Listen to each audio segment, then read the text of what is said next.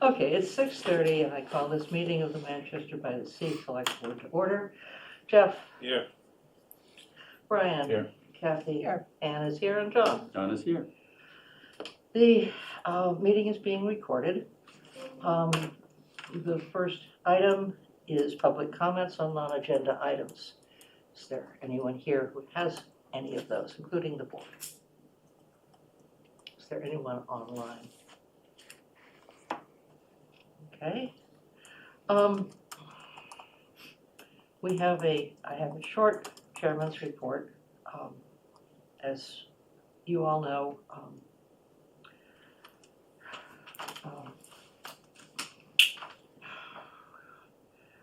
Representative Ferrante died this week. She had been our representative in the Great General Court for several years. I think she had come down with pancreatic cancer before she started. Her courage in facing that is an inspiration for everybody, and the good works that she did for keeping Manchester in the interest of the public bodies is also of great importance. For those who haven't seen it, her service is on Thursday. The visitation starts at 10.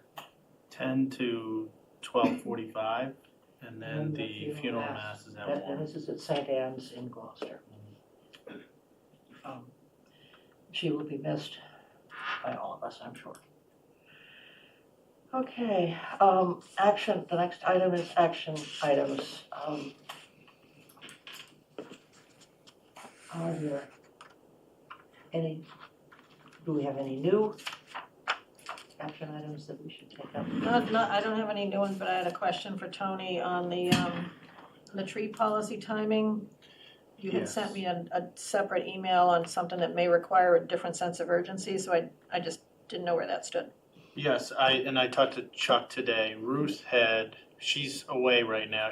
They're in England. They will be back, I think, next week. But she had done a deep dive through the policy and Okay. highlighted some things that would be worth to have a conversation with you and members of the Friends of Trees? Friends of Trees. Okay. So I would say next week he'll be able to give those comments to you. Okay, so we were looking for a three-way meeting between myself, Friends of Trees, and Chuck. Yes. So would we want to schedule that for next week or the following week? Let me double check Okay. when Ruth Okay. will be back, because Okay. I think Chuck wants to go through it with her. Okay, But I think next week would work, if not the following. okay, sounds good, thank you. Okay, the first item on our agenda is the FY26 tax classification hearing. Good evening. My name is Michelle Bransforty. I'm the principal assessor for the town of Manchester. And as we have done in the past, tonight we are meeting with the purpose of the classification hearing for the select board to determine the allocation of the local property tax to be borne by the 4 classes of real property and personal property for fiscal year 2026. If I may interrupt you for just a moment. Sorry, Michelle, Okay. but you were so eager, I didn't want to stop you. Okay. Apparently, there's procedure here. Oh, I sorry. move that the select board open the tax classification hearing. Second, Ready for the vote? Yes. John? Ann, yes. Kathy? yes, Brian? Yes, And Jeff says yes, so. by all means. You asked me to be fast. No, that's on me, I appreciate that. Not to And whatever jump you the say, gun. but don't repeat anything you just said. If Pick up where you left off. If you're over the line early, you have to go back and start again. No. So in deciding the allocation, the select board must adopt the residential factor. The residential factor is used to determine the percentage of the tax levy that is applied to each class of real and personal property.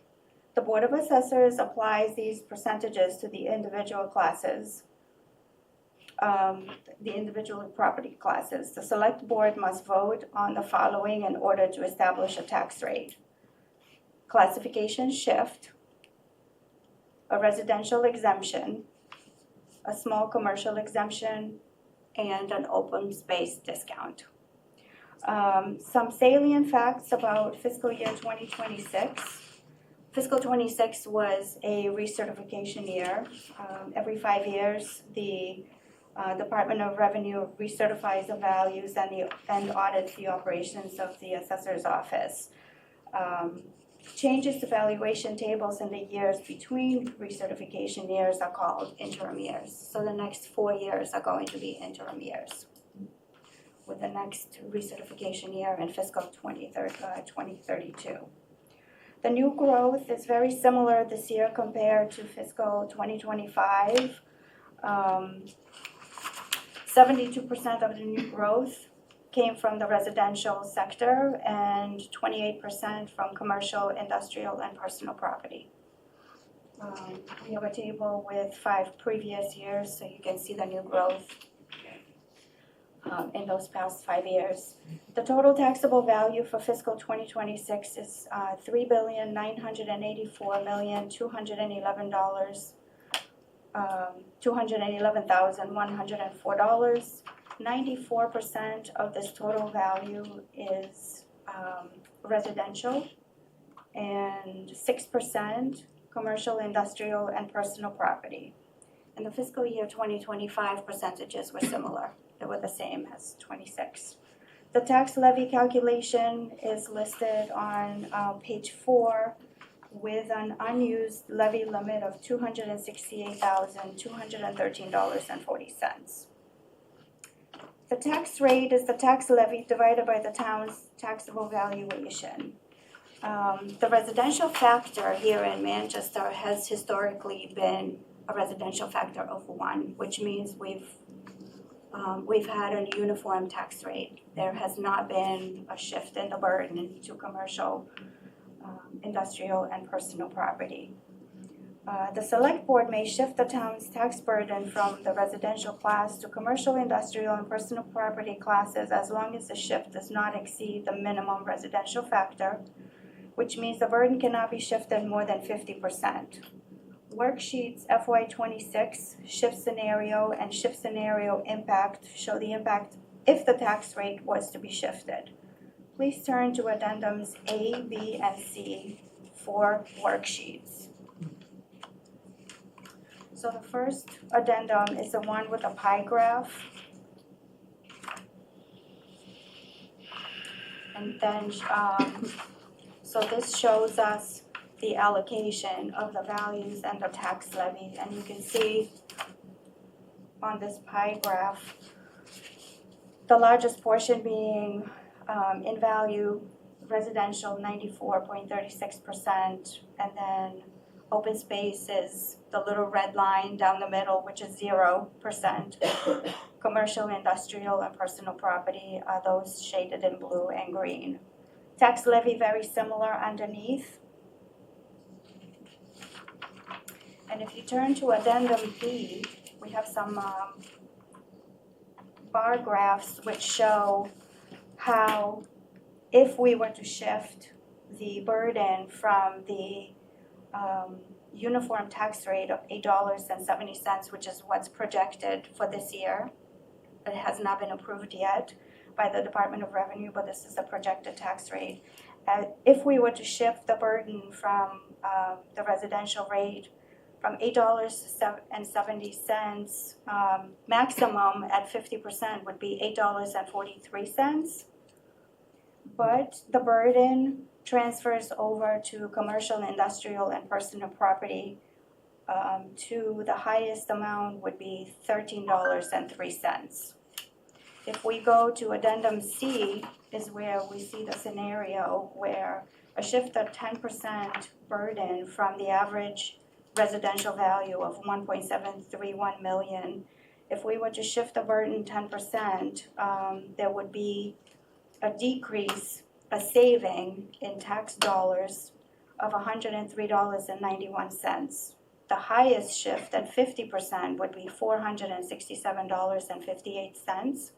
However, the impact to the commercial, industrial, and personal property classes at 10%, they would see an increase of $927.04. with the highest shift at 50% of $4,667.56. And so for that reason, there has never been a shift from residential to commercial, industrial, and personal property. Going back to the presentation, so this is that was the factor discussion and the impact. The next item would be a residential exemption. And residential exemptions are usually granted, it's up to 35% to shift the burden within the residential class from owners of moderately valued residential properties that are the principal residence of a taxpayer to higher assessed properties and properties that are not the principal residence or domicile of a taxpayer. This is not an actual exemption, it's a shift of residential taxes to non-owner occupied property owners. So this exemption started in Cape Cod communities where most summer residents were second homes that were not owner occupied properties. Cities such as Cambridge, Somerville, and Boston have adopted the residential exemption because they have a significant amount of non-owner occupied multifamily properties such as apartment complexes. However, since most residential property owners in the community here consider Manchester to be their principal residence, adoption of the residential exemption would only serve to increase the residential tax rate while providing a tax increase to all Manchester by the Sea residential property owners whose assessed values over the average of 1.731 million. And again, this exemption has never been adopted here in Manchester. A small commercial exemption is the next item, and a small commercial exemption of up to 10% may be granted to qualifying commercial properties if the property is valued at less than $1 million and all of the businesses occupying the property have had 10 or fewer employees on average in the last full calendar year, as certified by the Commissioner of Employment and Training.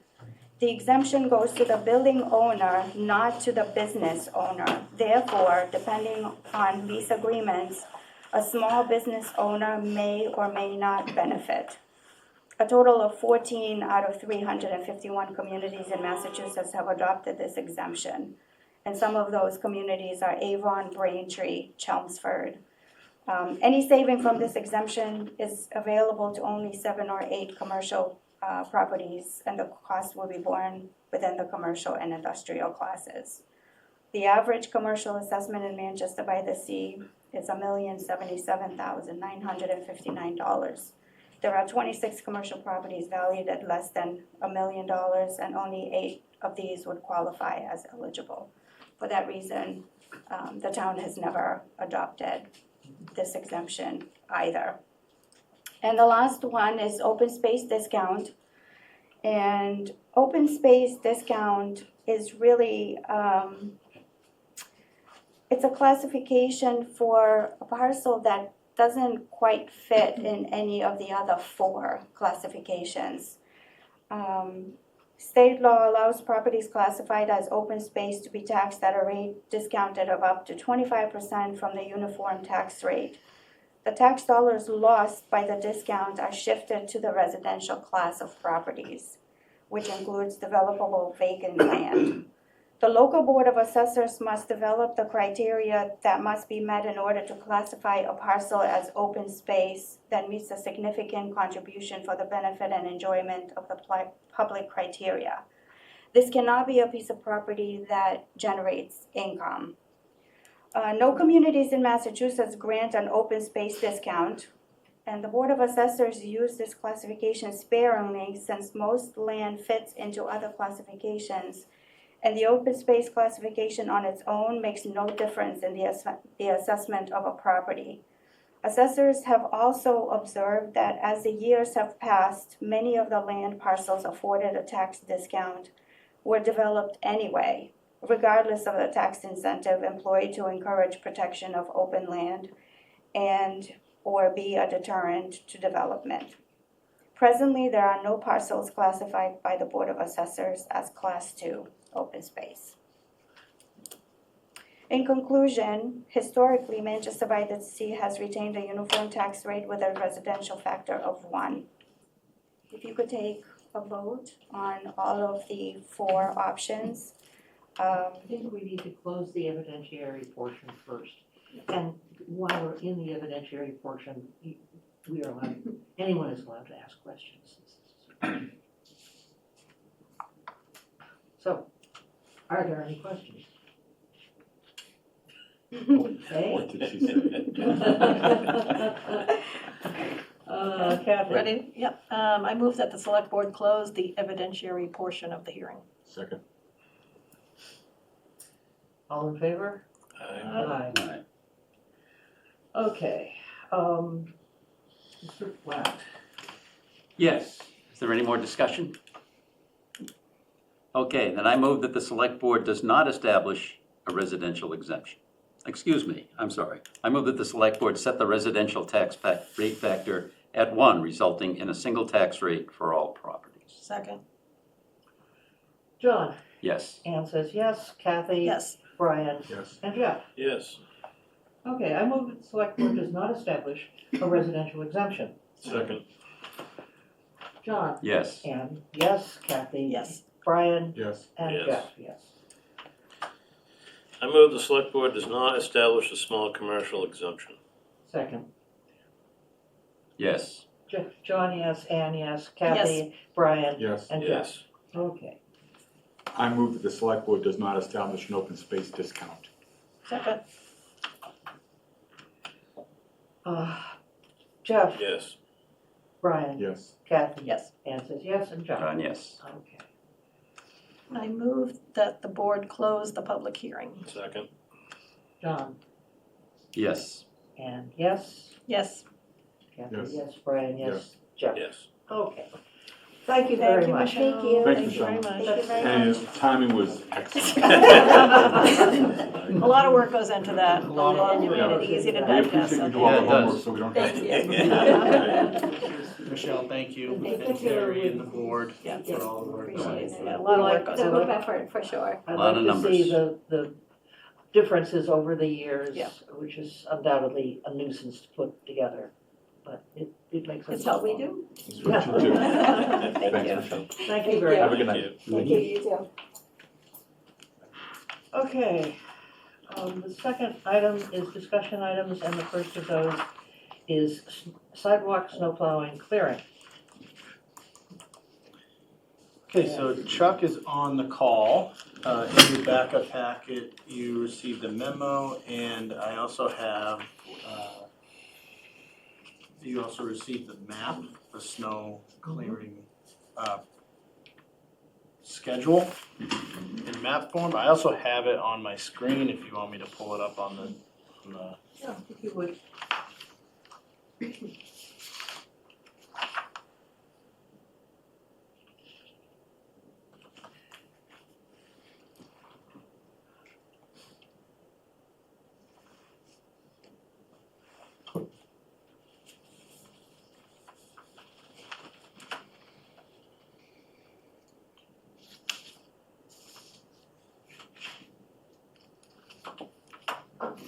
All right, so Chuck, are you on with us, Chuck? Yeah, can you hear me? Yes, we can. So what you're looking at on the screen is the map that is available on our website. The DPW put this together, I believe, last year to visually see the sidewalk schedule, and it's all related to the following the end of a storm. So throughout a storm, the DPW staff that are out plowing the roads then transfer, some if not all, transfer into sidewalk operations. And within 24 hours of the storm, they will remove snow from the red marked sidewalks. Within 72 hours, the blue. Black is property owner responsibility. And then simply put, if we get hit with another storm within those 72 hours or 48 or 24 hours, the clock restarts itself. Obviously, the priority for the town is to have the roadways cleared first, and then once we're done with that, to sidewalks. It's not, I would say, Chuck, please chime in. I mean, for me, I would say it's not always that it's gonna be perfectly executed to this plan. You never know if you have a snowstorm that is, you know, a 2-hour storm or a 12-hour storm. If it's multiple storms in a row, we could also have other emergencies, like a water break or a sewer break. You know, there are things that can come up that can kind of pull on the needs of our staff. So this is the goal, this is what we strive to accomplish, but always there can be hiccups in that plan. Chuck, do you want to add to that? No, I think that's pretty much the gist of it. The only other thing I would add is, you know, the guys are human, and so, you know, definitely on the longer duration storms, you know, we need to work in breaks and, you know, people need to get relieved. I think the other thing that, you know, will happen with a small department like ours is, you know, people have other obligations, you know, they have loved ones or, you know, they're caregivers for people, and so sometimes that pulls them away. So we're not like typically at full strength for, you know, a full 24-hour period. You know, people have to rotate on, rotate off, and, you know, we do have on-call contractors that help, you know, that do a few of the routes and stuff. So we're, you know, it's always a balancing act to make sure that we're, you know, meeting our objectives, but also that, you know, people can tend to, you know, matters at home or, you know, just other things like Tony mentioned that come up, like, you know, the occasional water main break or, you know, returning back to, you know, different operations that need attention. And then, of course, you know, equipment failures can happen throughout a storm event as well that can kind of change how you're responding. For sure. Yep, we do have an on-call mechanic, or we have a full-time mechanic on staff that, you know, will help, but again, the equipment malfunctions are not just related to sidewalk tractors. We also have the, you know, the rest of the fleet that takes up the bulk of his time when these things happen, so.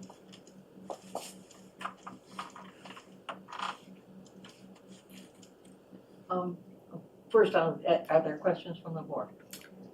Yeah, so I asked that this be put on the agenda, so thank you, Chuck and Tony. So my question is, because this is, I think I mentioned this before, this is the first time, this is the first place that I have lived where the town plows sidewalks. So it's new to me, because every place else I've lived, property owners do it. Doesn't matter if it's a business or if it's, you know, a home. So what I'm wondering is, have we looked at other communities that do this to make sure that what we're asking Chuck's team to do is reasonable for the staffing and equipment that we have? Because this looks like a lot for a town of this size, and I'm curious as to, you know, how, it looks like the heater and, you know, routes to school is kind of what we're targeting here, but we also go all the way out to Ocean Street, we go further up, so I'm just wondering how we decided that this was the right number of miles or whatever of sidewalk to plow.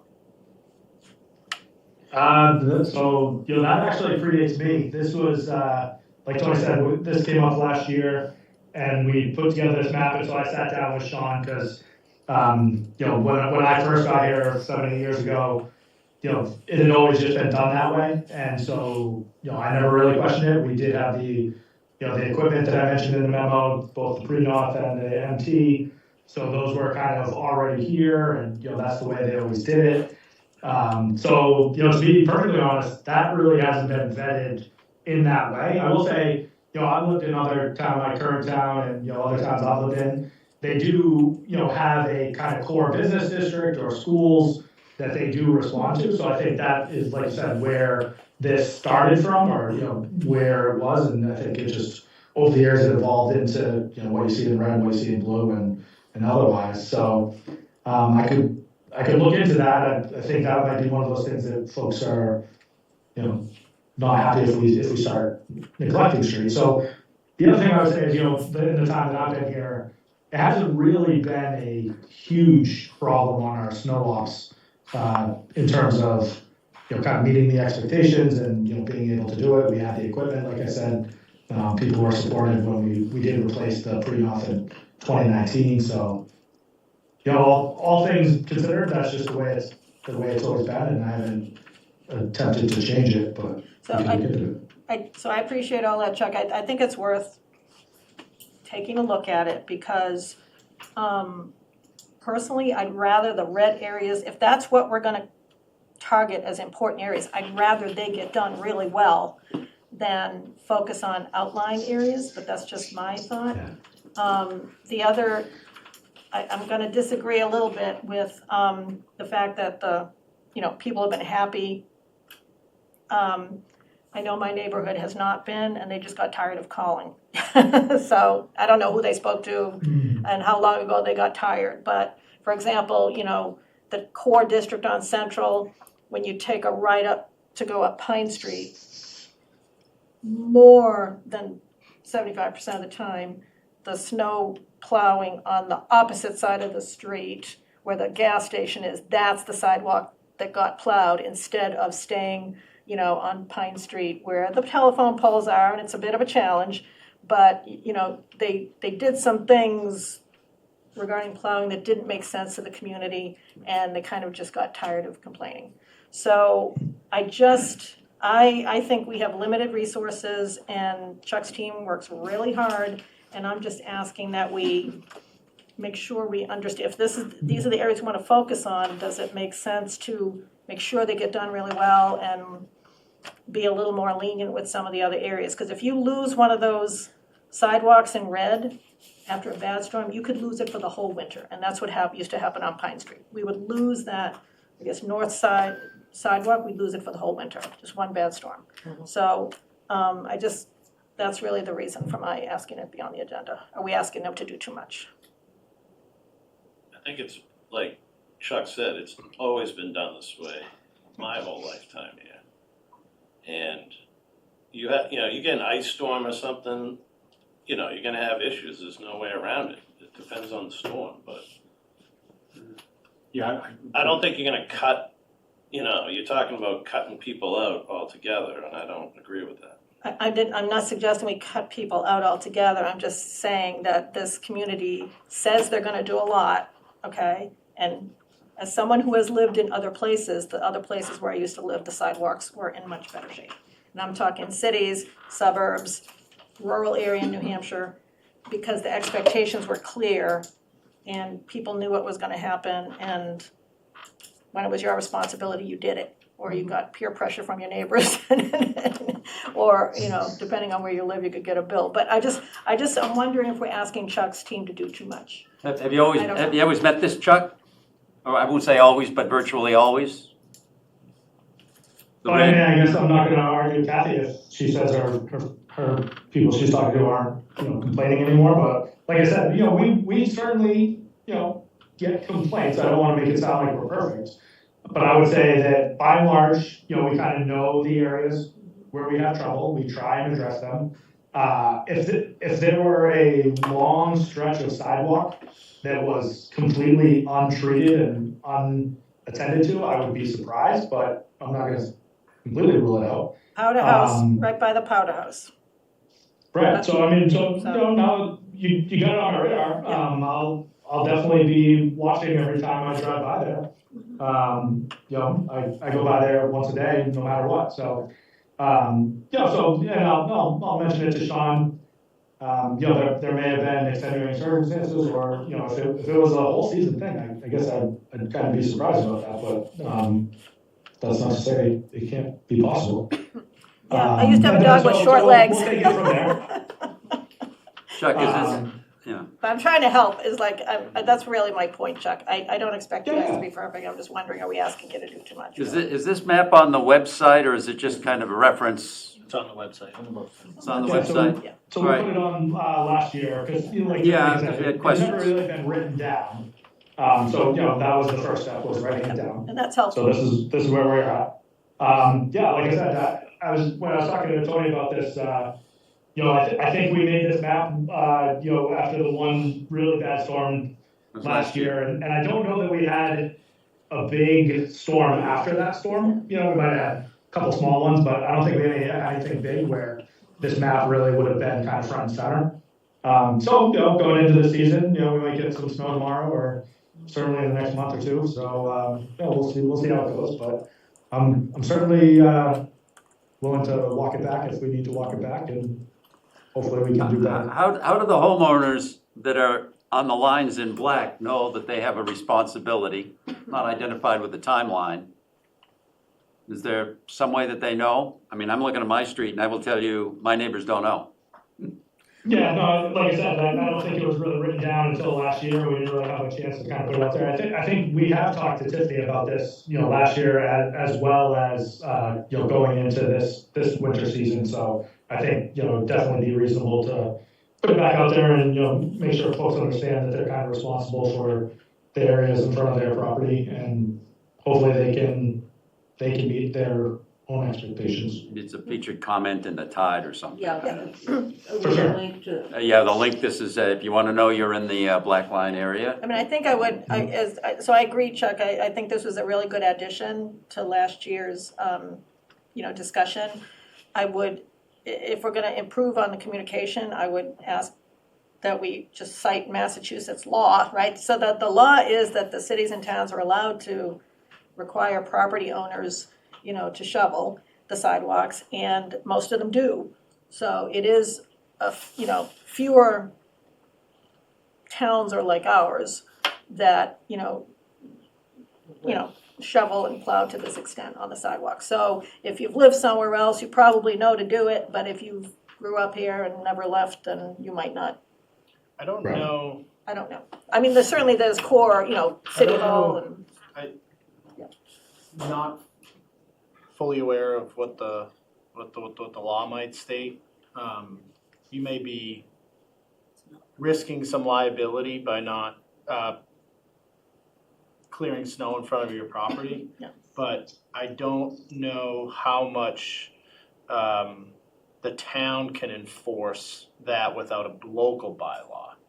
That's Right. usually towns are, Right. you know, in order for the town to write you a ticket for not, Yeah. or something like that, you'd have to have a local bylaw And I don't to think enforce. most I do don't that. think we do. Right, and I don't think most do that, but there's, again, it starts with setting expectation. To John's point, you know, not everybody knows, especially if they've lived here a long time and had it done for them. Right. and another common problem is somebody the town has gone by, somebody, and then the driveway is plowed and blocks both sides Right. of the driveway and the sidewalk. And Right. maybe we could actually put something in the Cricket and on the website saying, you know, if your plow company has just blocked the sidewalks, you or they have got to clean them up. Yeah, Well, they're not allowed to push snow in the street anyway. that's definitely not allowed. That's a law. Yeah, but But the sidewalk, pushing it like, into the So if sidewalk. somebody's plowing your driveway, they can't just push it out in the street. Right, Right. they shouldn't push it into the sidewalk if it, in the red area in particular. Right. And the They're reason not allowed it's to in- do that anyway. Well, I think the reason it's important to have this discussion though is if we have more multifamily housing, right? The more densely populated you are, the more this is an issue because there's nowhere to put the snow. So you actually, like during the big blizzard in 2015 or whatever, I mean, we had to hire people to take the snow off the property because there was legit no place to put it. Right. So those are, you know, extenuating circumstances, but if, depending on where people live, they literally may not have a place to put it. So that's why I just see this as, But that's the homeowner's responsibility well, anyway. but they might not know it. if they put Which is the issue, Pile in right? their yard. If you've got a 1 acre lot, you know, good for you, you got plenty of places to put the snow, but if you're in the red area, it's I think tough, we, so. I think we can, you know, certainly leading up to a storm, during a storm, post-storm, we can certainly put messaging out to the public about, you know, everybody kind of doing their part and making sure that the, The reverse 911. you know,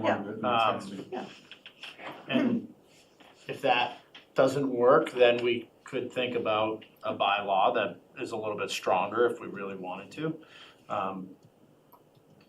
And I think it's But it is somewhat variable based on the type of storm you have and how frequent it is. You know, if this map is great and it's a great start, and if you have a few inches once a week or something, this is certainly achievable. If it's a foot of snow and then 3 days later another foot of snow, you start to lose room, and it becomes problematic. So We we lose whole sidewalks for the season if it's not removed, and Right. that's what has happened to the red areas, So I just think, again, this all started with expectation setting, so now we're clear. I guess we're saying we want to keep the same expectation, but, I do think as other properties get developed, we need to think about that. Mhm. Because it's not, like I said, even cities, small business owners, my father, if he wanted someone in his store, he was out there with the snow blower at 6 a.m. Yep, And it didn't absolutely. matter. Blizzard of 78 and all, right? So, it's just making sure we're not putting too much on Chuck's team, that they got a lot to do. And making sure that people understand. Right. And this would be the next. Video. Yeah, Just a it could minute. be, yeah. We'll have a shovel in We'll Tony's shovel. hand. Yeah, I'll be out there shoveling. Yeah, Sarah Mellish, 11 Bennett Street. I would make a suggestion that they relook at the map. Currently, as people know, I'm a walker. And currently, the state is plowing the north side of Bridge Street up to Crocker's Yard. The town plows the south side from Ashland to Pine, which turns to ice because it's shaded by houses. If instead the town plowed the north side to Pine, connected into what the state plows, and it gets sun so it melts, and all that entire sidewalk is the back of houses. So nobody accesses their houses, so it's nothing happens to it. And then if they had a crosswalk across Lower Pine, so one could get to the north side of Central, which is a sidewalk that melts, and the south side is pure ice. It would involve the same amount of sidewalk clearing, but it would make lives a lot easier because it's very dangerous to walk on Bridge Street. And it's very dangerous, and the section where you come off the crosswalk at Bridge and Pine, because there's posts there, they can't plow that. So you can't get from the crosswalk to a sidewalk without walking a ways down Central. You have to walk by, to the entrance to 52.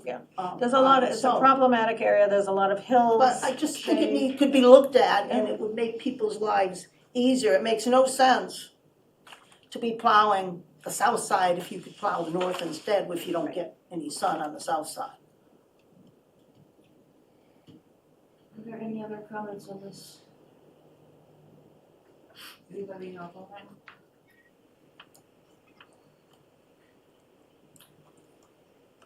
Okay, this was the first of the discussion items. We don't need to take a vote on anything. The next is one that I included, which is the DESI Chapter 70 School Funding Formula Statement.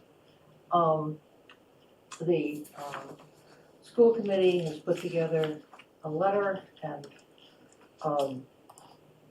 they would like the two towns to sign on to it, and I have reservations about it. I do too. Specifically, the section on Chapter 70 formula does not count because that is an issue that is under local control, and DESI has they can't walk in and tell us that our apportionment formula is no good, and just raising it seems pointless. Well, also, they're not figuring the capital into this. We're paying 73% of the capital. Mm-hmm. So you're looking at another school coming. Yeah. and we're gonna be paying that 73% of that capital. So to say we're not, I know this isn't exactly saying we're not paying our share or our ability to pay is higher, I understand that, but how much more should we be paying? Well, actually, just so I'm not, I agree with everything you said, Jeff. My question is, I thought ability to pay was based here on property values, not income. Right? And so I was, if that's true, then I disagree, ability to pay. I just personally disagree with the concept of ability to pay being based on property values, because if someone inherits their home and they're in Live a in that lower house. income level, Yeah, no. Right. that value of their house means nothing unless they sell.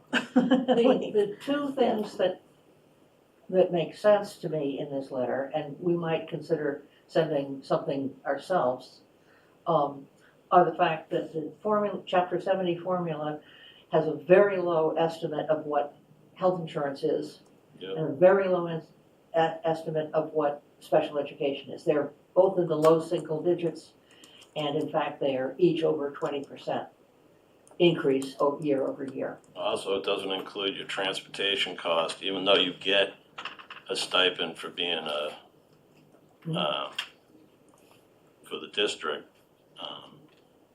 But not everything's figured into Chapter 7. No. So, Well, this is specifically, Desi is looking at the Chapter 70 formula, and this is a several-year project. right, And they want some level of response by the end of the year. I mean, it's not, I mean, everybody can see it's not keeping, even close to keeping up with inflation. Right. Your school choice is at $5,000, which was implemented back in 1993. If you figure that for inflation, realistically right now, it should be like $11,200. Mm. So, I mean, that's like a giveaway. On the other hand, the district has a choice of whether they take. Right, I understand that, but it's, Yeah, it's, you know, it's not, But if it was a good amount, a proper amount. right, if Then you you could might get to. encourage, school choice in a way to help maximize the utilization of our facilities. Right, so our figured minimum contribution is like, I forget the number, it's like $15,000. I mean, if we got even close to that at 12 or something, then yeah, it would be worth it.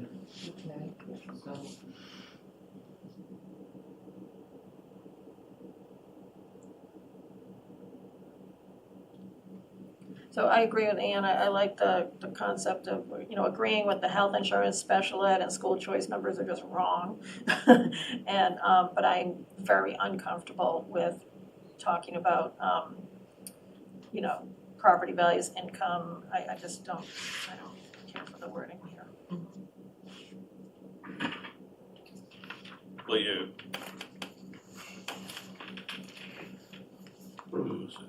CUIs, that part for your capital is baked into your district agreement. mhm. So that's already figured in. I mean, as far as the rest of it. Right, but I thought the way it was worded here, the memo, they were expressing concern that the formula does not calculate required contributions for the two towns in similar proportions, right? Right, It but has nothing no, to do, but, to your point, it has nothing to do with it, it's our agreement, so why mention that? well, it's your agreement beyond minimum contribution. So Desi's gonna figure it up to minimum contribution and then anything else. So you're like $12,000 or $13,000 over minimum contribution per pupil. So that's where it leaves the table for them.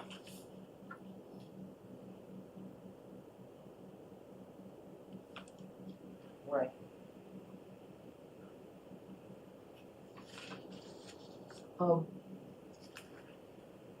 What would people feel about, I mean, I think I'd be able to sign this if you just took that excerpt out. the Chapter 70 formula does not calculate it down to state funding and assumptions? I mean, personally, I agree with the rest of it, but Okay. that part I don't. Okay, there's a school committee meeting tomorrow night, and I will explain that Manchester Board of Selectmen, feel that the section on the recorded contributions is not, we disagree with it, and that we would be willing to co-sign on the rest of it if they're willing to take that up. I mean, I'm good with that, I don't know about everybody else. And failing that, come back at the next meeting with something that we could send in on our own if they choose not to make that choice. That, Yeah, I'm good with that. okay. I imagine the CEY is not factored into the chapter 70 formula for a reason, right? It's a Well, it is, well, data it's, element that, oh, go ahead. it is up to, well, a formula of that is up to your minimum contribution. So they tell you what your minimum contribution is, they say it's whatever, $14,000, whatever it is. After that, it's on your district to figure out. Right.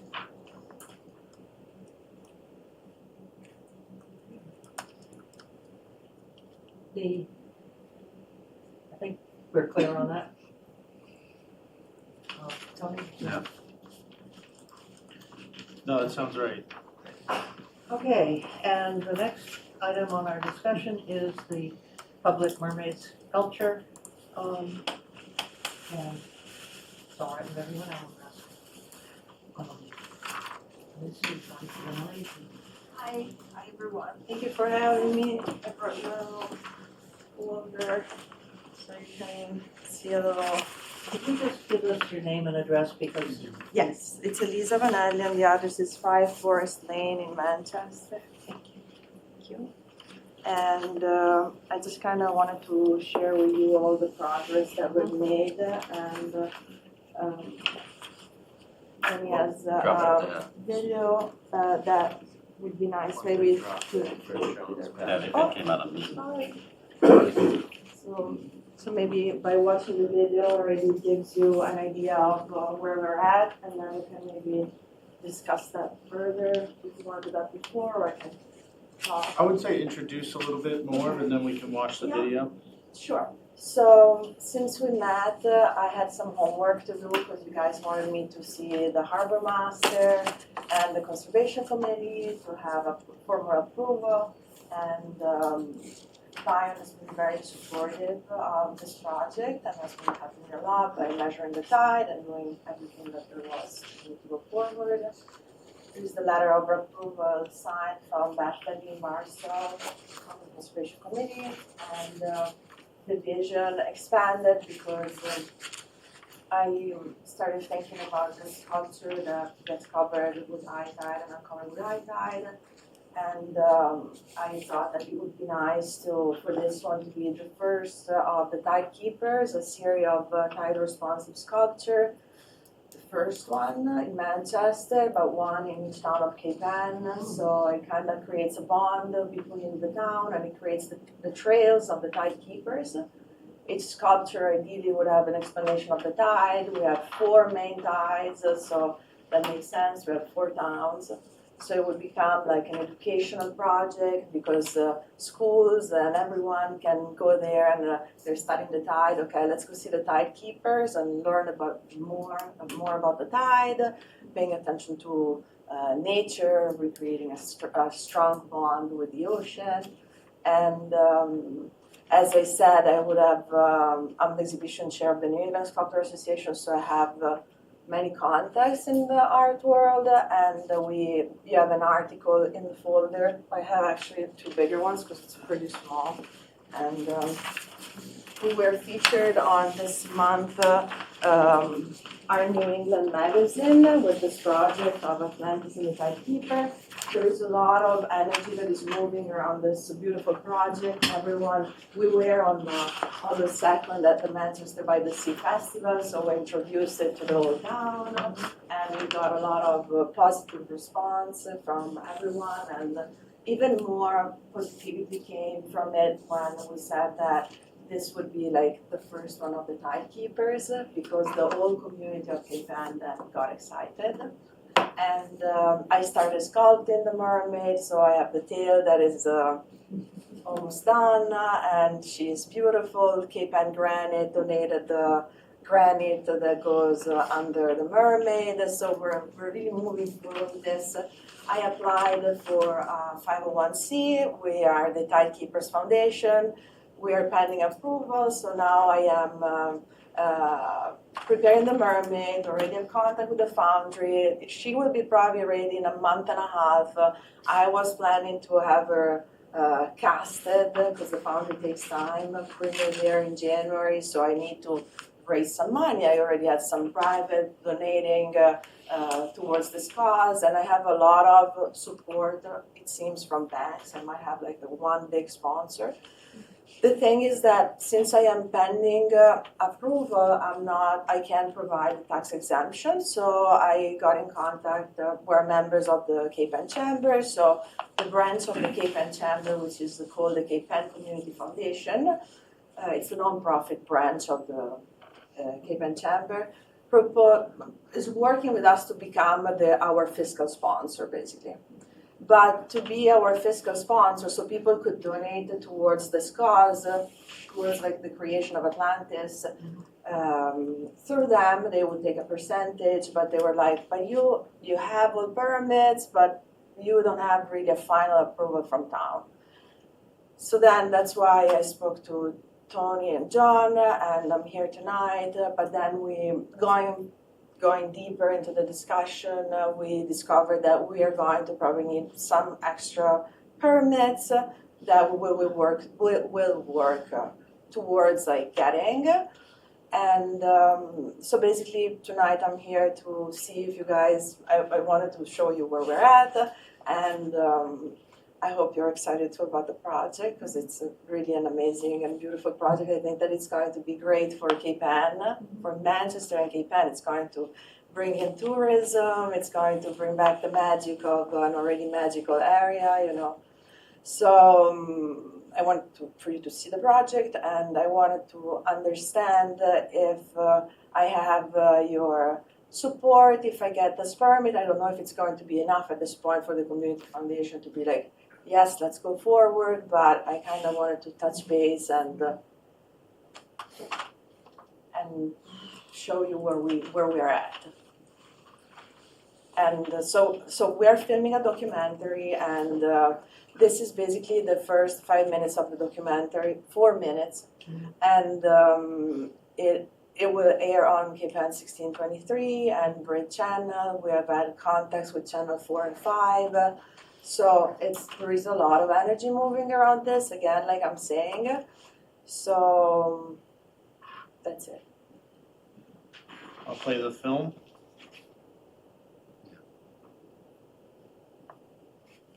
Tony's kids playing. Tony's kids playing. Soccer. Oh, good. Yeah.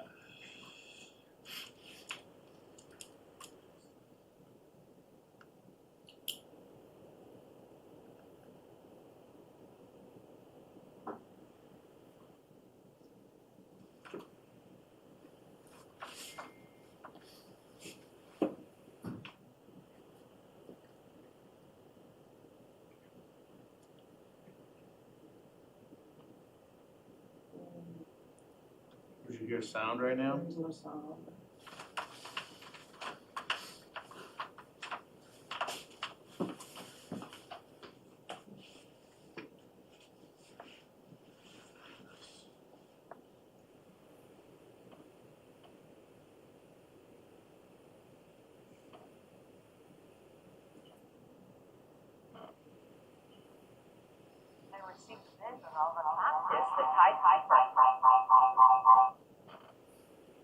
Hold on.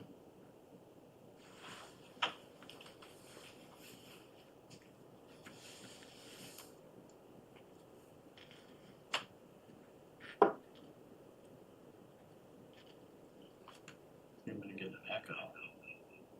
Yeah.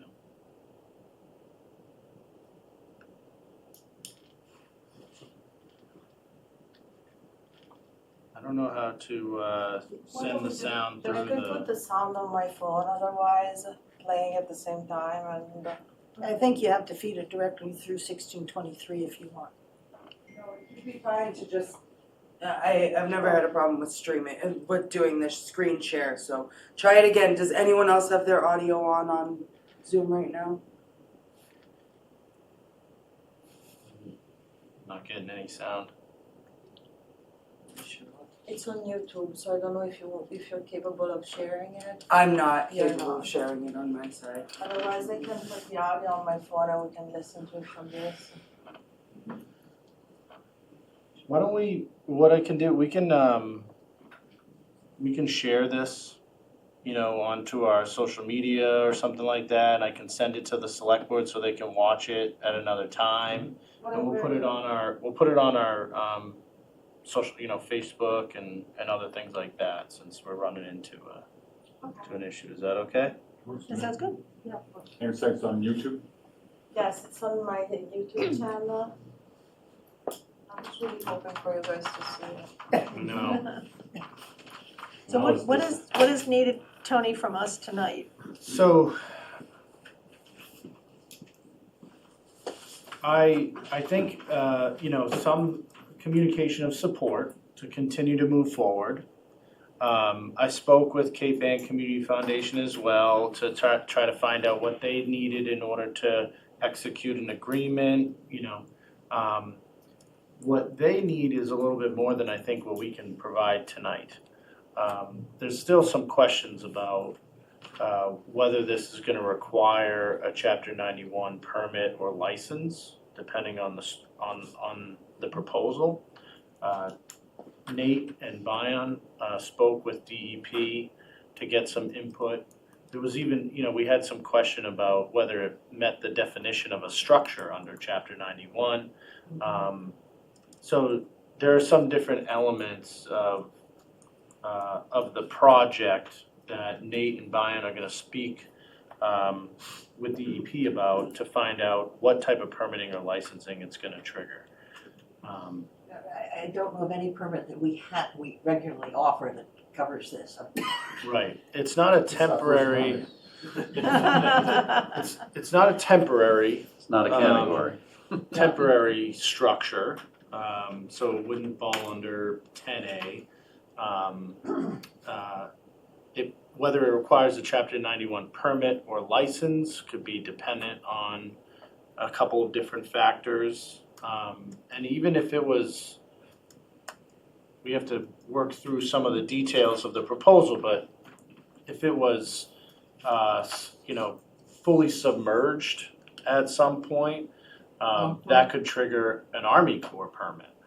So we want to make sure that all those boxes are checked before, we officially give it the green light moving forward. We don't know yet what those, if those are required, what type of additional work is going to be needed leading into that. But it sounds like Nate and Bion's conversation with DEP was positive, that they felt like there was potentially a simpler process to go through where it's just a statue. It's not an active structure that you are, standing on or operating from or anything like that. So I think that, some sort of supportive commentary, I don't necessarily think it's a vote. I think it's more just, are we all okay with moving forward and, exploring this next phase? And we as a town are gonna take some of the responsibility of doing that research as far as permitting is required. Yeah, we're gonna work. Yeah, we're gonna work together on it because it is Indicates ultimately. a tacit, We certainly haven't told anybody, the select board hasn't said, no, don't spend any money on that. right. I would assume that the town would have, if a permit is required, the town would have to apply for it because it is town property that it would be sitting on, and I believe it will be gifted to the Yes, town. it's a gift to the town. So, and then at that point, we'll actually have to take a vote to accept the gift. But there's still some, I'd say some engineering type questions that need to be answered, first. I mean, we're really blazing a trail here, nobody's done anything like this, right? It doesn't exist in the old world, like the trails of the tide keepers, so I imagine that it would be pretty big, you know? Cause like that's why even Bayern did not know, because like no one has ever done this, you know, there's a two in England, but you know, in a river and they get covered and it's like a bunch of horses and military guy, but this does not exist. So I think it would be a beautiful addition to Manchester and yeah, so that's why maybe, you know, we were not prepared. We went forward until now, and if it was not for the fiscal sponsor, maybe we would have gone forward and discovered this last minute. So it's probably best that all these questions are coming now, so we address everything before, you know, being there with a mermaid and be like, okay, we're gonna install, and they're like, no, you can't. I have a couple of straightforward questions. I think it'd be very sad if it were positioned so that at a king tide, she drowned. So, So what you show as a base here on the picture with the harbor is at significantly low tide. Yeah, mine is it's not dry. the base you would see in the documentary. Okay. So, yeah, Okay, fine. So it's like the base is like, it's 5 feet of base. Then we have, so with Tom Baker, that is the Manchester mooring, we're thinking about doing 2 mooring bases. They are like 1 foot tall and 6 feet of diameter, one top of each other. And then we have 5 feet of granite. So it's like 1 boulder and another boulder, and everything is connected with bronze rods. So on the mooring base, there's like bronze rods that come out and keep the granite in place. And then from one boulder to the other, you have bronze rods that are like cemented in so it doesn't move. So basically you're already at 7 feet of base. okay. And then you're going to have 4 feet of mermaid in a seated position, which would be like a 10-foot human being. She's big.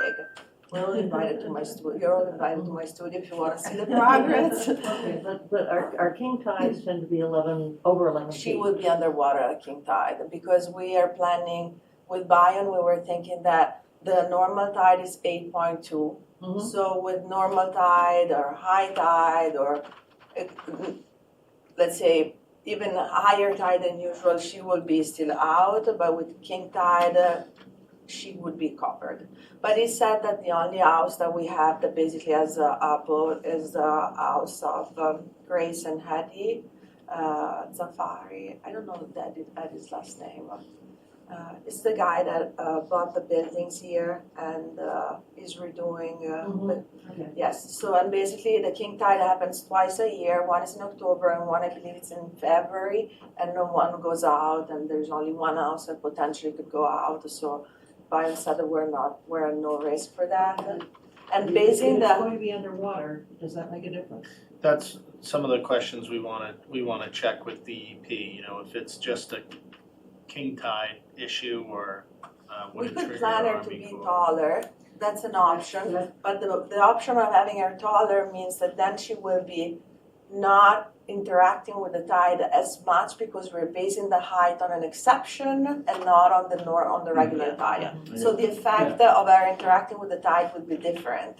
The wow factor of maybe having her, you know, up to here at high tide and then completely unveiled at low tide, that would be not there anymore because she would be always maybe out. So it's No, I something think to it's keep taking into understood. consideration, but it's an option.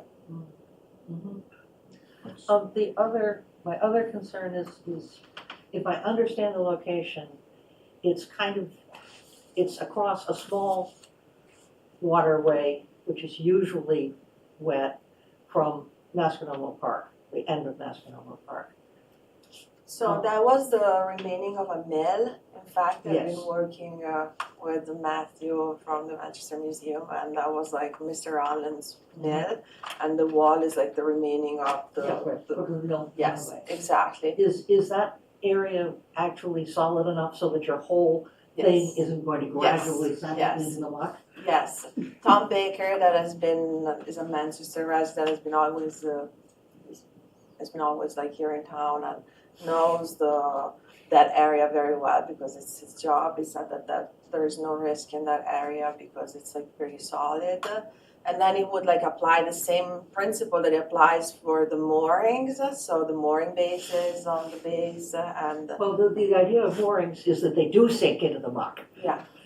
But like that, speaking to both Brian and Tom, they said that there were no issues in placing her in that area. Actually, the only house that has a boat and goes out has been asking for a marker for that specific place for a long time. So that would act as a beautiful marker to them, so. So where this is all rock right off the point, right off the end of I Mascot. think you're actually mounting on But the if you wall, went- it's a wall if you there, went- isn't it? Yeah. The 10 more remaining of feet to the left, you would be in the muck, like Yeah. you're saying. So this is on top, gonna be on top of that wall, which is The wall now, ends, and then there is like a little part where there is nothing, and then there's the remaining of the actual mill, which is called Days Creek, and that's where she would be, which is a great spot because it's actually really right in front of Masconomo Park on that triangle.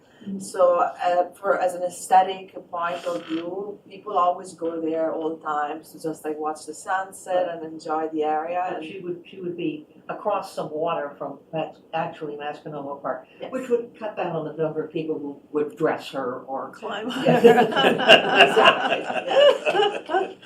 there still might be some of that. I can see now. But Bayonne has accepted that. Brian didn't seem to be concerned at all about impact to navigation of the harbor. Mhm. And it's good news to hear, you know, John's, is it Tom Baker's input there.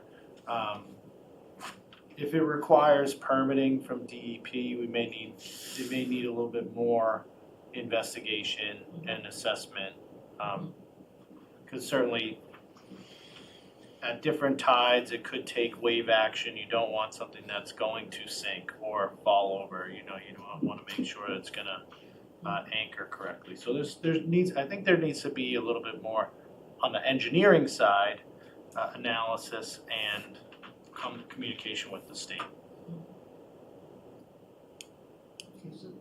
Yeah, if I understand exactly where it's going to be, that's the remainder of a riprap wall that was built so as to enclose Days Creek Mhm.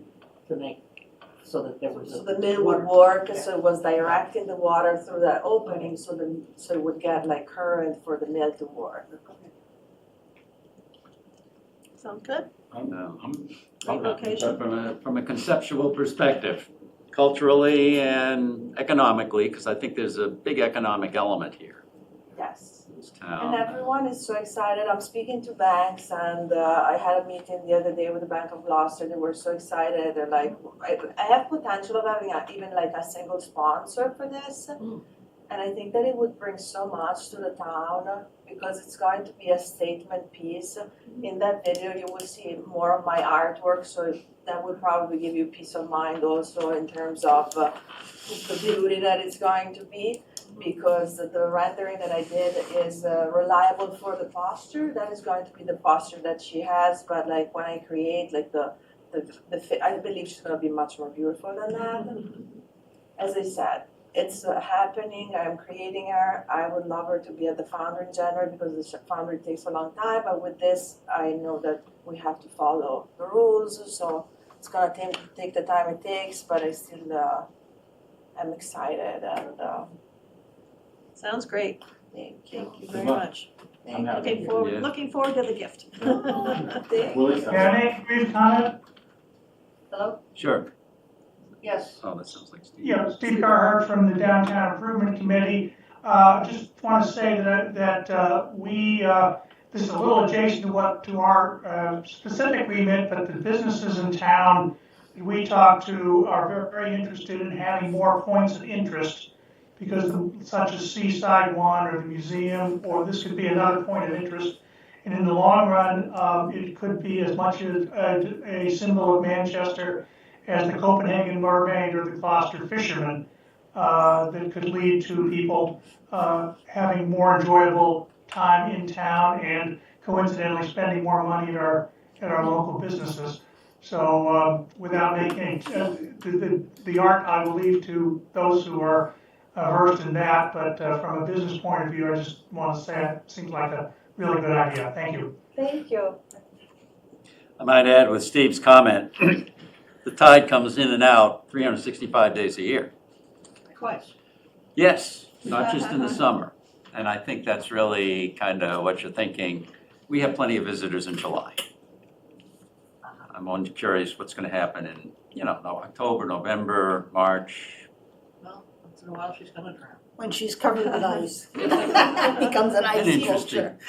People go to Copenhagen all year long, and this is not, This is not Copenhagen. when I'm thinking about this, I'm thinking about like this being like the first piece of the Tidekeepers. So this is going to be a unique a unique region for this feature, for the Tidekeepers trails that don't exist anywhere in the world.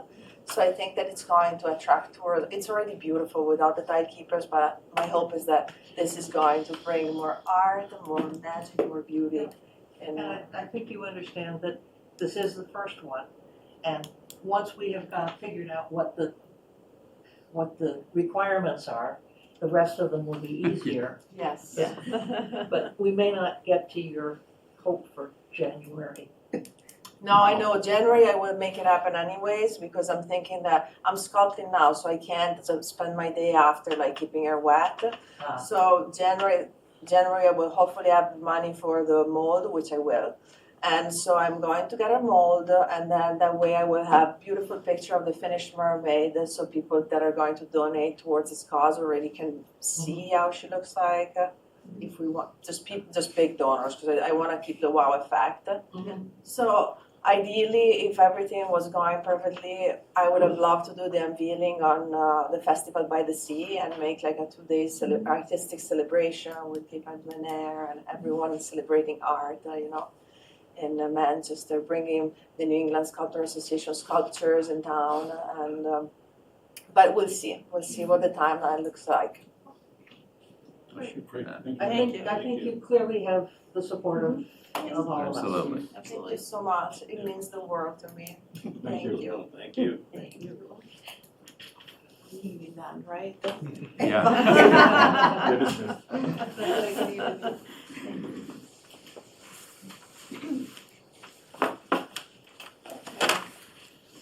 The next item is to authorize the town administrator to execute the regulatory agreement for the Powder House Lane Apartments.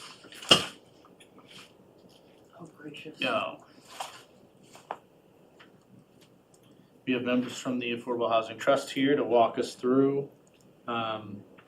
This is, I'll let them walk us through, but basically we put this on the agenda so that once legal signs off on this agreement, it can be executed efficiently and not have to wait for the next meeting.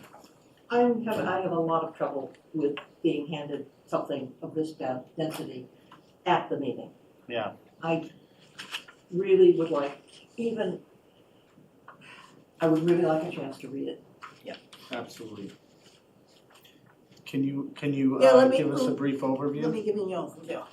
So, because the town is putting the units on the SHI, the town has a certain oversight responsibility.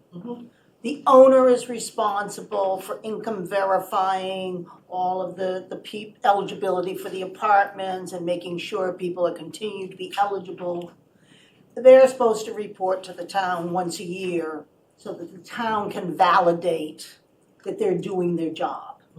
And if they want to raise rents, they're supposed to be notifying the town and EOHLC. I wasn't aware that this was required. And it raises a question that I would suspect the town has already signed some of these. Because Blyman Circle required affordable units that are on the SHI, and Sawmill Circle required affordable units that are on the SHI.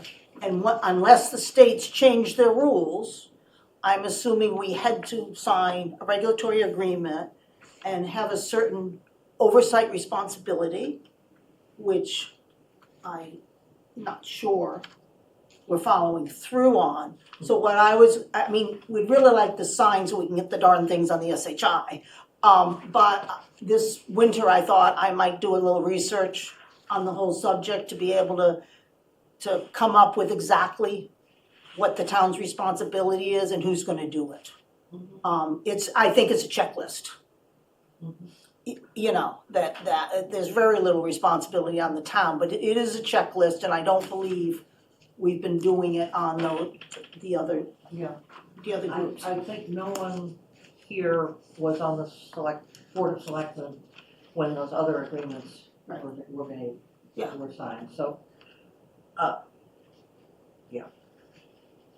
But it's just, you know, it's, I read it, I looked at it. I trust you, I- but I I- verify.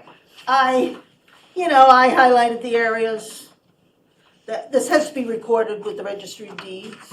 So I thought I might check those other two locations and see if there's a regulatory agreement recorded with the registry of deeds. I have a question. Wouldn't our town council know that? No. I don't know when those were. Oh, Blyman Circle was that close to 15 15 years now? 15 years ago. And Fine. Sawmill is at least 10. Yeah, I mean, and you know, in a little town, stuff goes to somebody and it vanishes. I mean, this agreement is dated June 2023.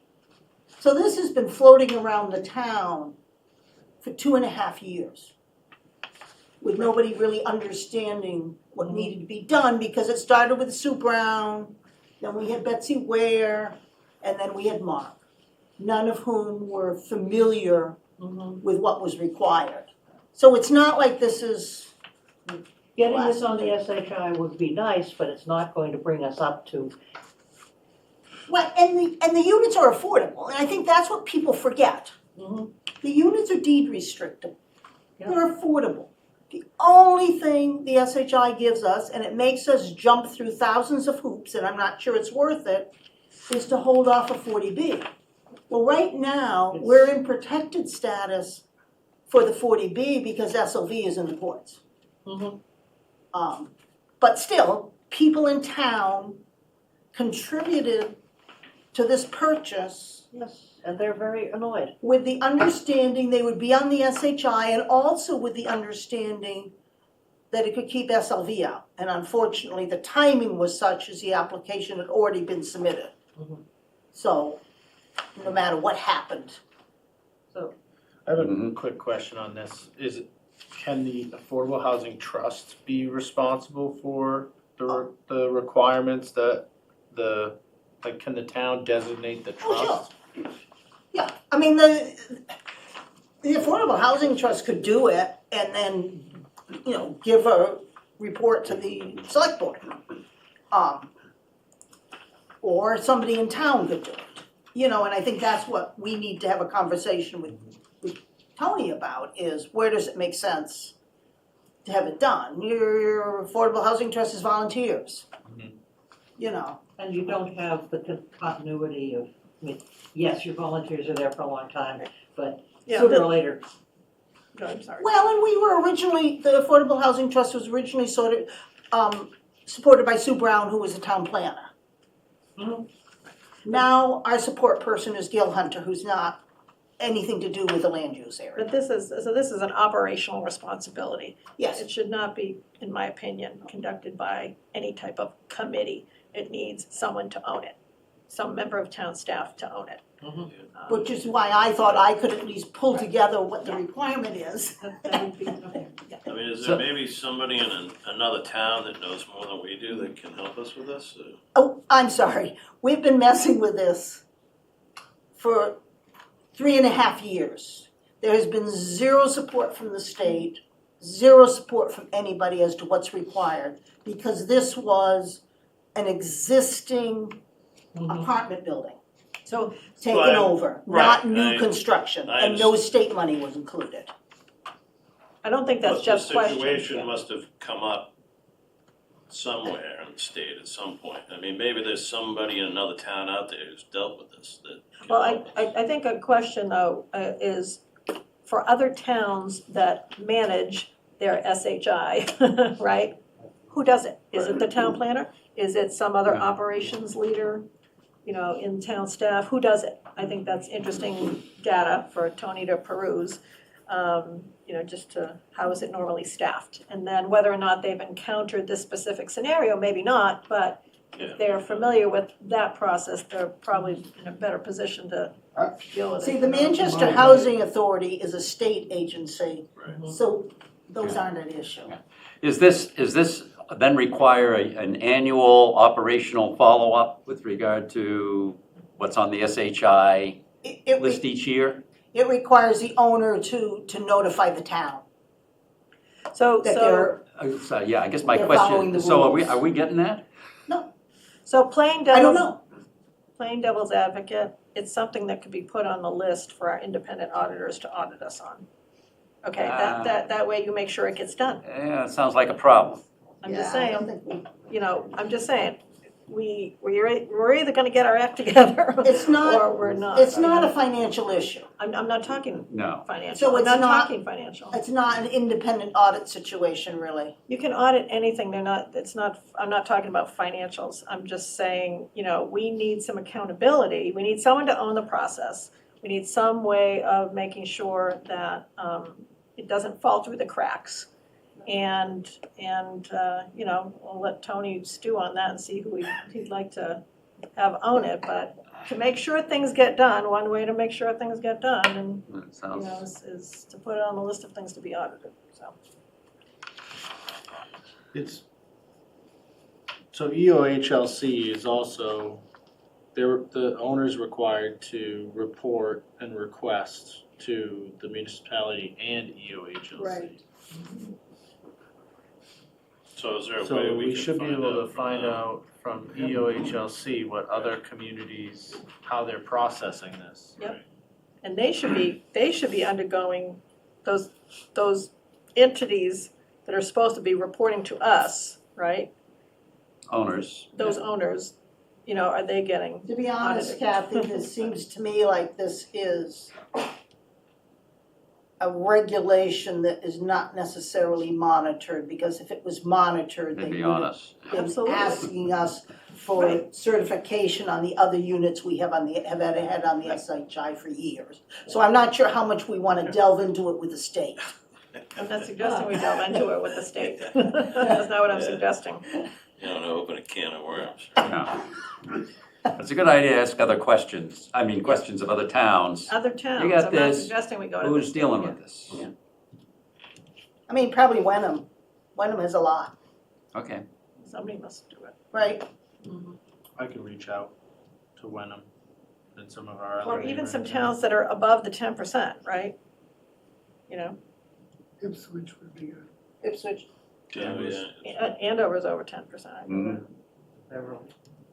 Yeah, but Beverly's big. See, those have people on staff to do things. Okay. It's still Beverly agreed, and Andover would have staff people to do it. The Ipswich probably wouldn't, and Wenham wouldn't. And I think that's the problem is that for most of this affordable housing trust, and you guys can, say, most of the towns have people actually doing things. Yeah. Employees. Right.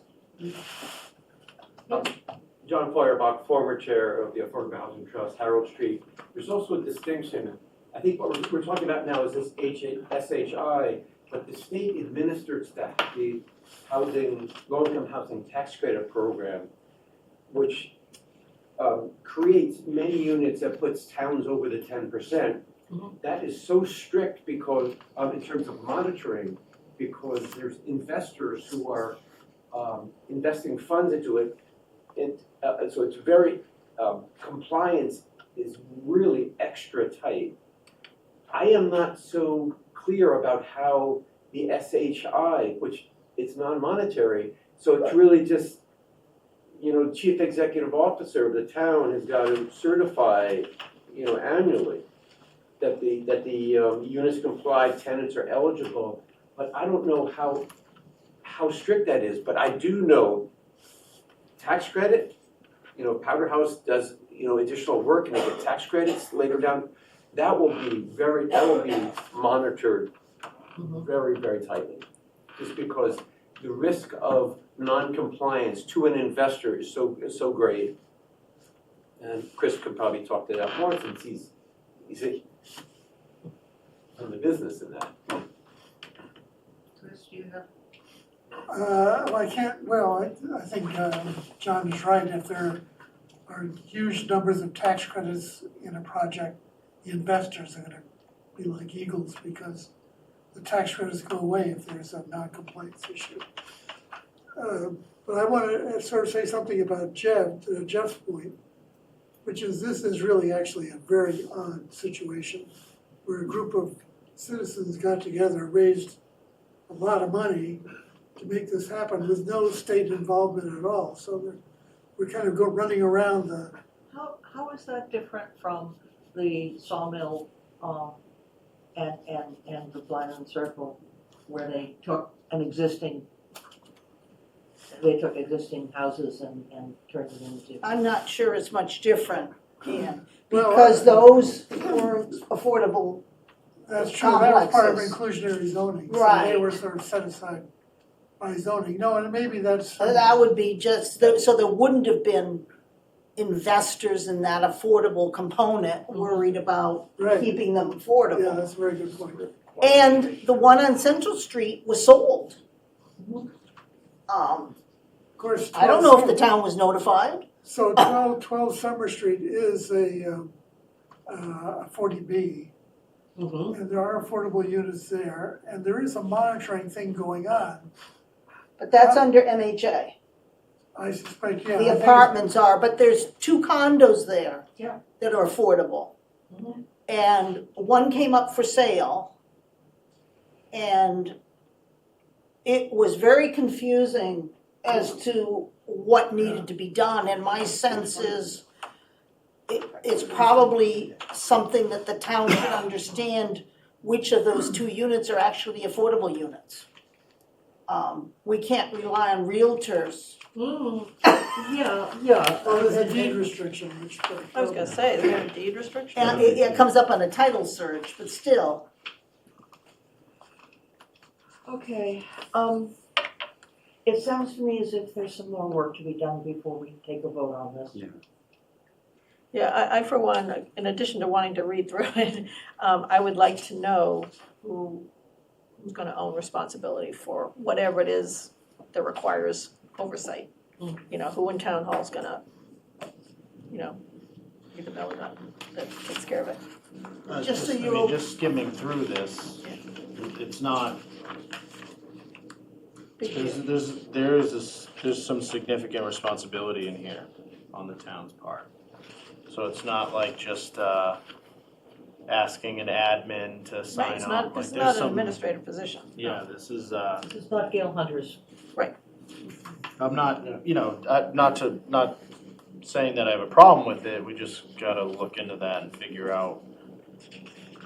And I think that what people do need to be aware of, that time is of the essence from the standpoint that the Affordable Housing Trust pulled in Bruce Tarr and Ferrante's office to get EOHLC to pay some attention to us.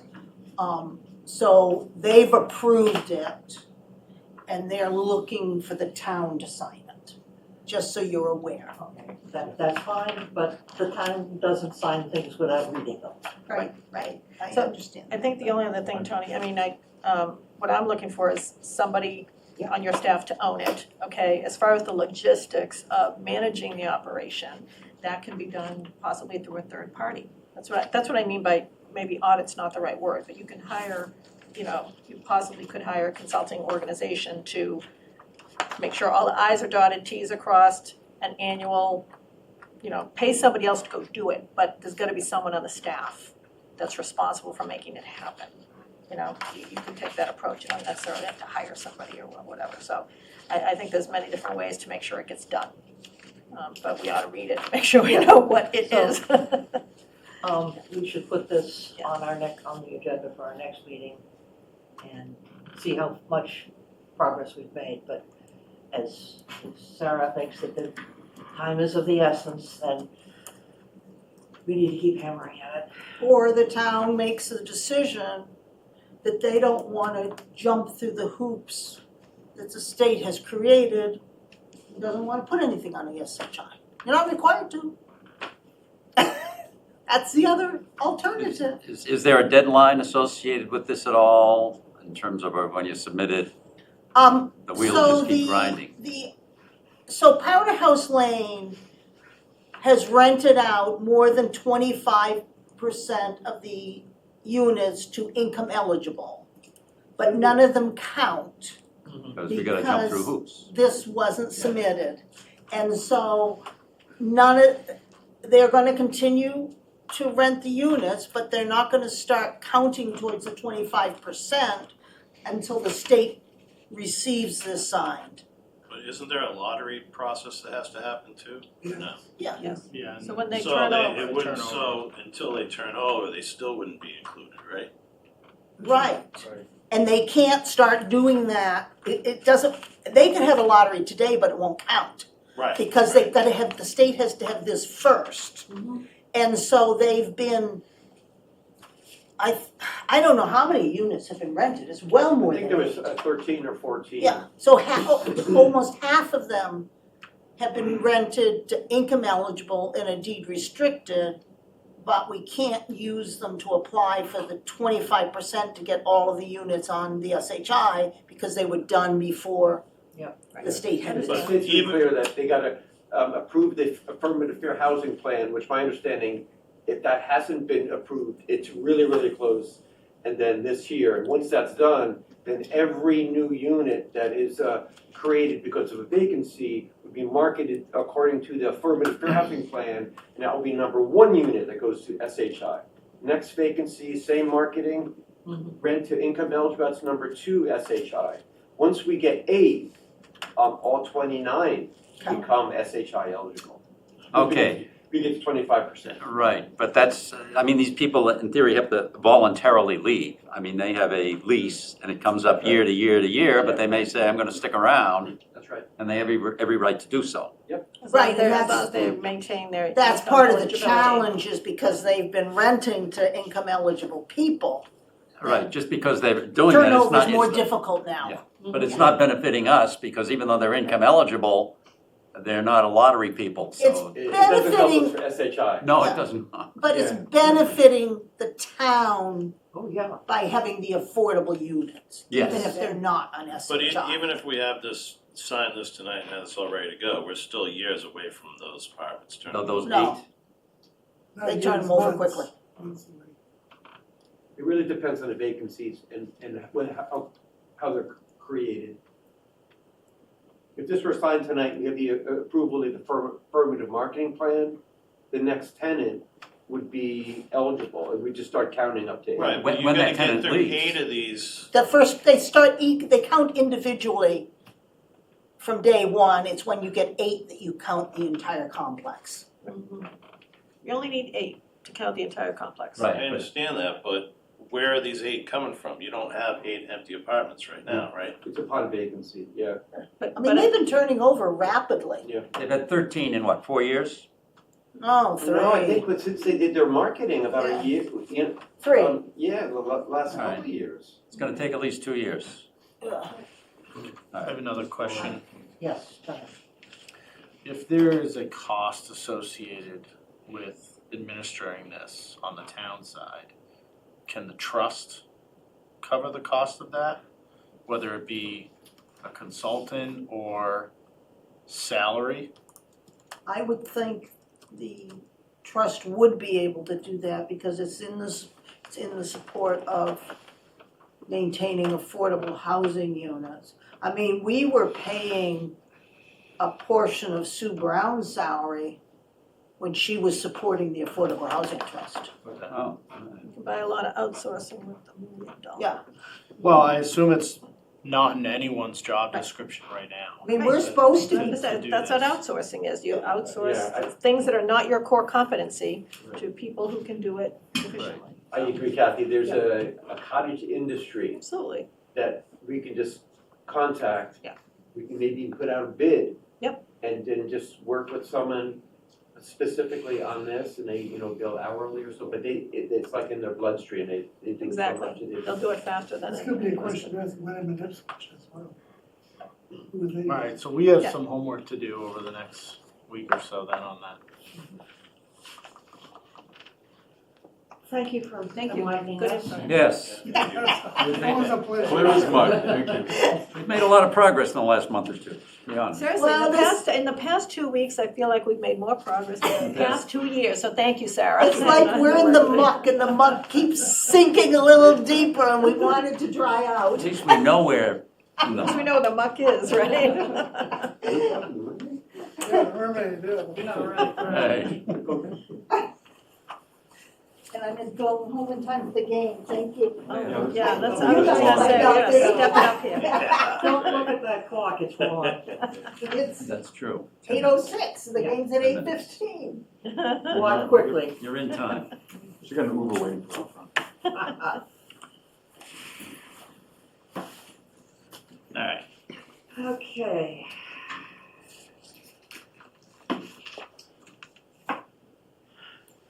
Now, let's see, so we don't need that motion right now. Okay, liaison reports. Let's see. DPW meters are on schedule, running about 75 to 100 a week. That's going along fine. I will say, I don't know if your comments are going to include something on the senior center with the meeting that we had a week ago or 2 weeks ago. You can, I might comment on a follow-up to that. About a week and a half ago, a presentation was made by John Harden about the floor plan for the senior center. There must have been, 25 people here, a lot of seniors and other people that were interested to get kind of buy-in on what appropriately might be the architectural arrangement, and kind of a consensus was pulled together. And Nate today was with the seniors this morning at the coffee to kind of follow up with comments from that. And the seniors feel pretty good about the way the layout looks. I'm not going to share it here at this point, but they're right now in a costing analysis because there is a favored plan, but there are two others, and there are 3 plans that are going to be put together. And depending upon if the money differential is big, that's going to become a factor. If it's fairly minor, then they'll probably go with their favored plan. But that's in the works right now, and I guess that bidding or that estimating is going to happen, at the end of this month, I think? It could be the end of the month. Something like that. mid to end of the month, yeah. Okay, all right. So things are cranking along on that. So that covers the DPW and the seniors. That was a 2-for-1 deal. Library, there is no update there, and the HDC will meet next week, so I don't have an update on that. So a couple things, on the Downtown Improvement Committee, Mark Resnick appeared at the last committee and talked about some of the, proposed zoning changes for the downtown. And it was mentioned that he was looking to hire an engineering firm to bring the Downtown Improvement 2.0 strategy up to a level of design where we could apply for a MassWorks grant. I guess a 25% design is required to apply for that grant. And so there were questions at the Downtown Improvement Committee, okay, what does that mean? Are you talking about revisiting the design? And Mark said, no, he just wants another level of detail. So I'm gonna meet with Mark on Wednesday to better understand what he's trying to do and kind of be a broker between the committee and Mark and see that we're all on the same page, see where things are out there. The other item, Bike and Ped, had a couple of interesting discussions around micro-mobility. So I learned a new term. Micro-mobility, I guess, includes devices such as e-bikes and e-scooters. So there was a lot of discussion, should the bike and ped, or they were proposing having a discussion on should they change and amend their charter to include such micro-mobility devices like e-bikes, because right now that's not part of their charter to advise the town on. So it was brought up at the last meeting. They'll put it on next month's agenda to have a formal debate and discussion, and then they would come forward to the select board, you know, with a recommended update if they thought that was the right thing to do. They're not clear on that because they really are focused on non-motorized, you know, items like pedestrians and normal bicycles, but there have been so many issues and controversies in the state on the e-bikes that they want to at least take a look at it. The other item they mentioned was, I guess, the accessible trail in Powder House was endorsed by the Concom. So they're gonna be proceeding to work on that. I think they are gonna be working on a grant proposal, if I recall. I can't read my own handwriting. But anyway, that's moving along. So they're talking about a trail that would start at the end of Newport Park and have possible handrails installed on the certain pieces of the trail, and the trail itself would you know, be made to be more accessible for wheelchairs, et cetera. So a small trail going from Newport Park to Pine Street, where the other entrances, there's two entrances on Pine Street, so it would be the Pine Street entrance that's closest to the gas station. So anyway, those two things are moving along, and I think that was it for me. Parks and Rec. They're moving right along, doing whatever they do. They're getting ready for, so basketball starts this weekend, as does their, Santa Claus, the little stroll.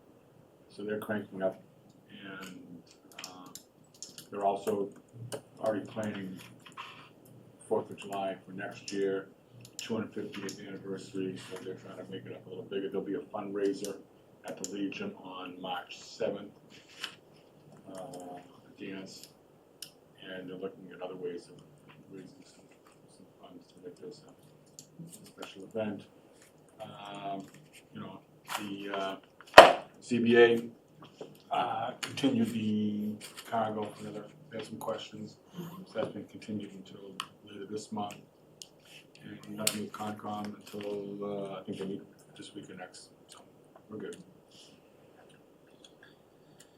The planning board continues their work on downtown zoning, and they have a public forum this Thursday night.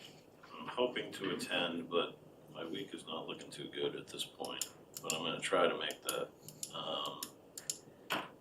Harbor Advisory should meet next week if they can get a quorum together. And Essex Tech has 9 applications as of last Monday for the class of 23rd. From Manchester. From Manchester. Well, I think I asked the question maybe a couple of months ago. So how many students are there from Manchester now? There are 12, I think, Well, right now. So this, I mean, obviously this will fill our 5 like I talked about before. yeah. So we'll have 5 in round 1, and then who knows what we'll have. The other than the rest, they're at risk, Yeah. so to speak. Yep. Okay.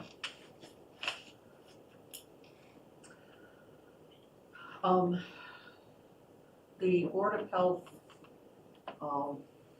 decided not to withdraw their request for to Desmond Avenue for receivership. They've agreed that it is not inhabited, and therefore the details of a habitable building don't apply, and the Gates and their sons seem to be making progress on cleaning up the debris, and the wall is in the process of it hasn't been completely rebuilt, it's in the process of being built. The finance committee looked at the same capital list that we have looked at, and had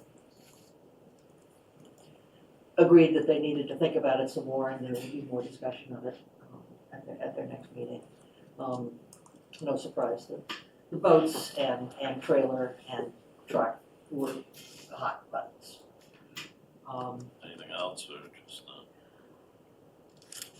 I believe that was really it. And the school committee has agreed on a calendar for producing their budget. Tomorrow night they're doing, it's presented to the committee, and each year they have a very aggressive schedule for bringing their budget forward, which unfortunately isn't consistent with the information, when they can get the information, for example, about their insurances. So they should have everything together by February, and then in March, they learn about their health insurance bill. So I don't hold up great hopes for the calendar is there, it's just not very realistic. So, and we've already talked about their attempts to influence the reorganization of Chapter 7. That's about it.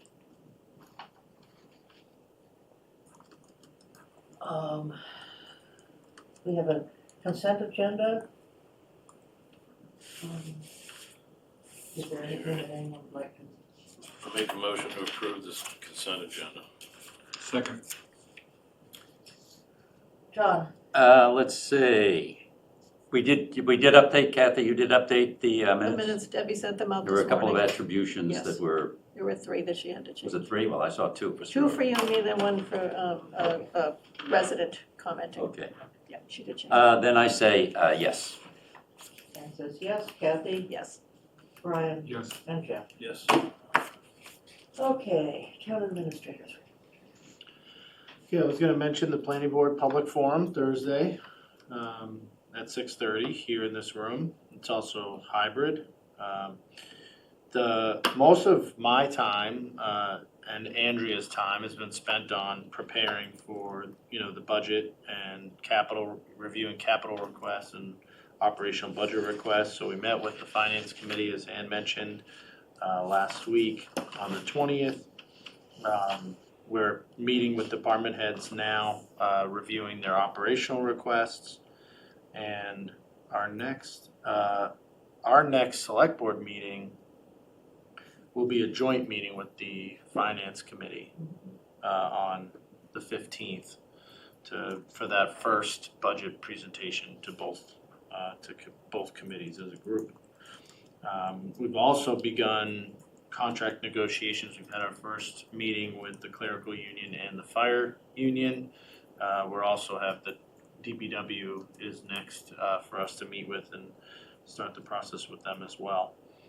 So a lot of time has been spent, between those 3 things alone.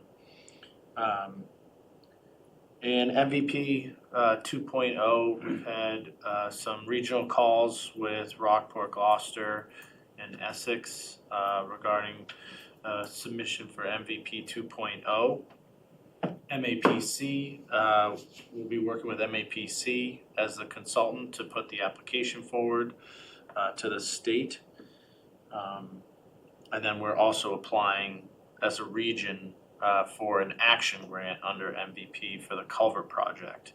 We had a call today with the state as a recap of our expression of interest. So we first submit a letter of interest saying that we intend to apply for this grant, and briefly discussed the different elements of the project. The RFR for the action grant process goes out, all they could say was January. once the RFR goes out, they can't really engage with us on elements of our application. So also this month, a big priority of ours is gonna be to kind of work out a draft application and communicate with the state on that before the RFR comes out, so if we can get any feedback from them. Essentially, they said, where you're applying for a regional grant at the max amount, you really have to knock it out of the park with this application. So it's gonna be really important that we nail that down and work with our neighboring towns on that as well. So we got a lot of good feedback today. We're gonna look at the previous RFR. The application has changed a little bit, but generally it's the same type of information that they're gonna be requesting. And, we really wanna speak specifically to the different funding sources that we have, itemizing what those funding sources are gonna go towards, because you can't overlap the items that money's gonna go to. To talk about that the federal funding does expire in April, that we're highlighting they really don't want to see a maintenance project, they want to see long-term resiliency, so really speaking to how we're planning for future conditions, not necessarily the existing state of the culvert. Getting letters of commitment from each community, just going in depth as to what action items are gonna occur in those other communities. Mostly that's gonna be public outreach.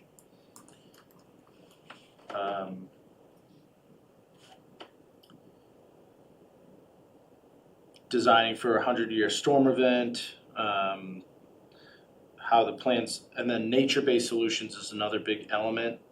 So we're gonna speak to, even though that the action grant funds that we're applying for wouldn't go towards the nature-based solution, that's really the NOAA funds that we have for the Sawmill Brook restoration. Really speaking to how that project can't happen until the culvert project happens. So we got a lot of great feedback from them today, and we'll be working on that. And then lastly, I just would say we have a toy drive happening here in the town hall for those still paying attention on Zoom. We're accepting unwrapped toys from November 12th to December 12th here in the town hall. There's a box right in the main foyer, and there's also a QR code there for any online donations or to pull up the Amazon wish list for toys that kids have specifically requested, and this is a partnership with Cape Ann Kids. That's all I have.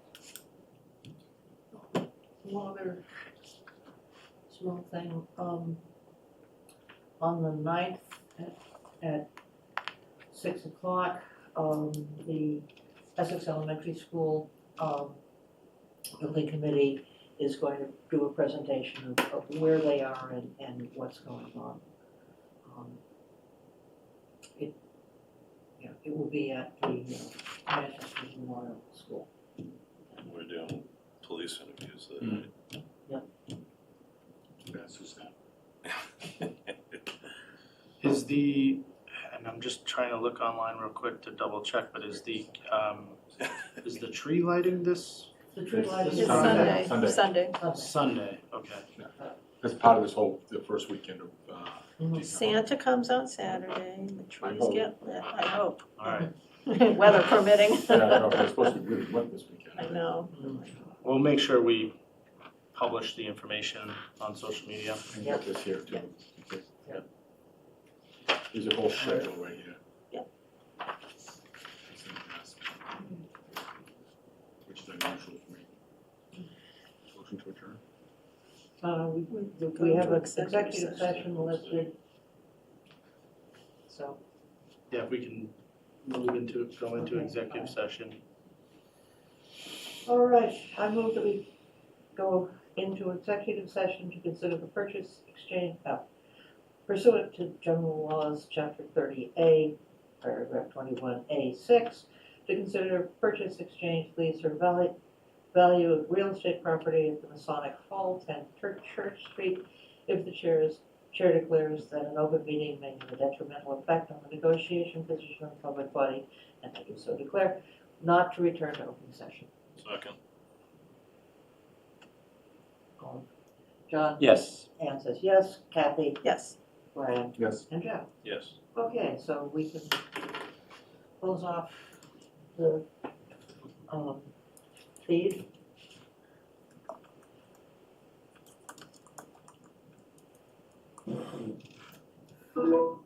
Thank you. And close the door.